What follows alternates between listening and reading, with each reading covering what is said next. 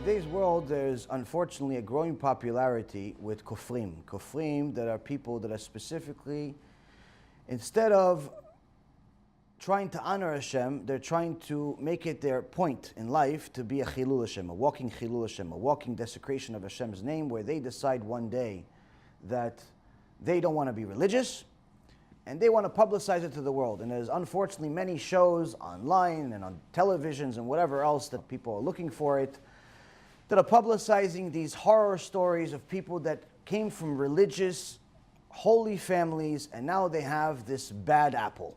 And this bad apple is not quietly going to the corner, minding his own business, and just trying to move on with his life. They're trying to make sure the whole world knows it, and they're trying to bring everyone with them. How could such a thing happen? So there's several different reasons of why such a thing could happen. First and foremost, the Gemara specifically says that there's no such thing as someone going off the Derech. Meaning that there's always a problem with the root. Meaning, he was never religious to begin with. What's the example? The example is Elisha Acher, Elisha ben Avuya, who learned an enormous amount of Torah, to such a point that he became one of the Tanaim. But unfortunately, one day he went off the Derech, he became a kofar, he became a really big problem for Am Yisrael, and they changed his name to Acher. When a prostitute saw him violating Shabbat, and she says, wait a minute, aren't you the Rabbi Elisha Acher? And then he violated Shabbat. She goes, no, Acheru, he's someone else. There's no way that you're the rabbi. Why? If you're a rabbi, maybe you have desire to go to a prostitute. But if you're violating Shabbat, there's no way you're a rabbi. Meaning that in the eyes of that generation, and us, it should be us too, it's even worse to violate Shabbat than to, chas v'shalom, go to a prostitute. But nonetheless, people need to understand that Elisha Acher didn't just go bad. There was something bad with the roots, and the maaseh is that when he actually was born, his father invited some of the chachamim, and he saw them studying Torah and creating a holy fire. He said, you come to burn my house? He goes, no, we didn't burn your house. This is a holy fire. This is a holy fire. It's a spiritual fire. It's not a regular fire. It's a spiritual fire. And this fire is created by our learning Torah. He says, if this is what the Torah does, then I'm going to have my son study Torah. So the Chachamim ask, what do you mean?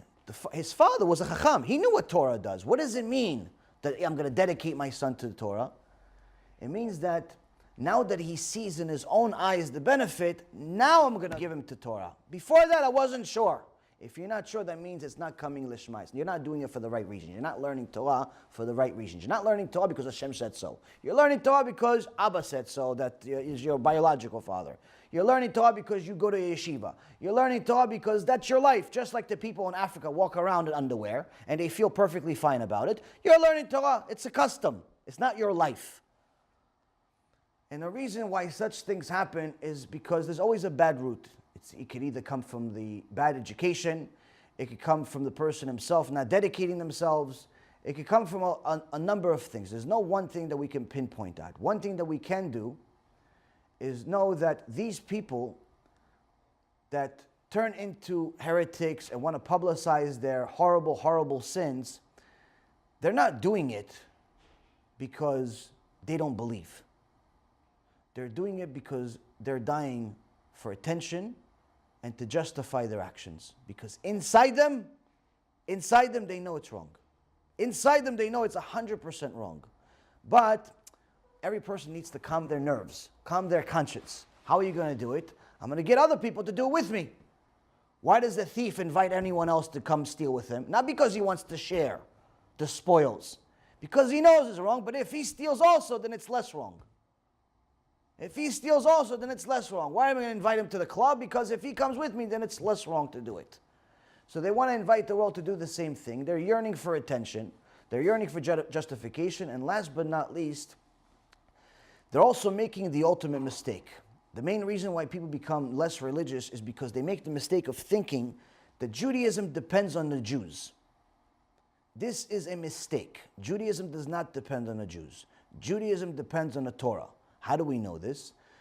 We know this simply because before we went to Mount Sinai, The Torah existed already. 974 generations before the world was created. The Gemara in Masechet Chagigah says Hashem created the Torah, black fire written on white fire. But He did not have a Jewish nation yet. Why? Because no one received the Torah yet. No one accepted the Torah yet. Once we went to Mount Sinai and we accepted the Torah, Judaism was born. Meaning that if, chas v'shalom, somebody else would have accepted the Torah instead of Am Yisrael, they would be the Jews. Which means that what makes you a Jew is not that your mom is Jewish, even though halachically speaking it does. In reality speaking, what keeps you Jewish is whether you observe the Torah or not. Just like we did at Mount Sinai. So instead of focusing on what the Jews are doing, and this guy did this, and therefore I'm going to steal, and this guy did this, and therefore I'm going to this, all people trying to justify their sins because there are other sinners, remember, he's a sinner, it's not going to help you. If he stole, it doesn't mean it's right for you to steal. If he cheated, it doesn't mean it's right for you to cheat. It has nothing to do with you. He's a bad Jew, that's his problem. He'll have to pay for it on his own. Doesn't justify you doing it also. So stop blaming other people for your own desires. Overcome your desires, overcome your Yitzhara, and Bezrat Hashem, you'll have a Chaim with a lot of Atzlacha, a lot of good things, Bezrat Hashem, and a lot of Siyat D'Ishmaya, help from Shamayim, where you're not going to actually ever have any type of confusion that you need to go elsewhere for answers.